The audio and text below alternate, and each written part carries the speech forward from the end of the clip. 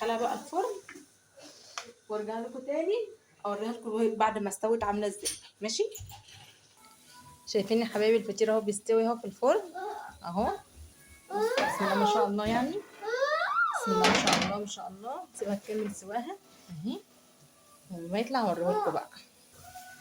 يلا بصوا بقى سموا كده وقولوا بسم الله ما شاء الله. ايه رايكم؟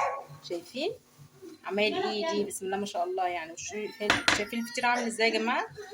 والله العظيم بصوا ما شاء الله بقلاوه كده بقلاوه بقلاوه اهو.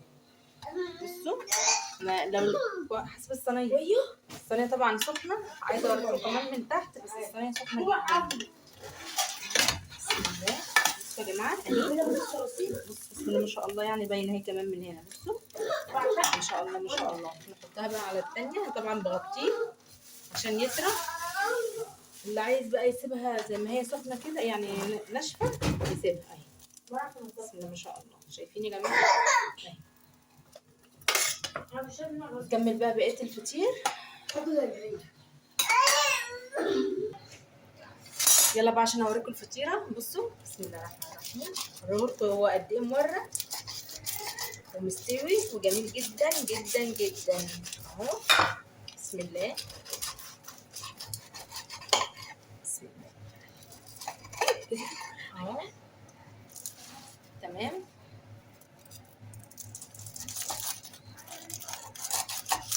بس ايه عشان اوريكم التقطيعه اوريكم الترويقه من جوه عامله ازاي. بصوا يا حبايبي بصوا طبقه الفطيره عامله ازاي. بصوا التوريقه. بصوا بسم الله ما شاء الله يعني.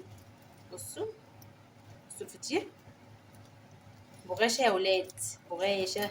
بصوا عمايل ام احمد عمايل ام احمد. ماشي اهو. بصوا بقى يا سلام بقى على حبة عسل كده عسل اسمر.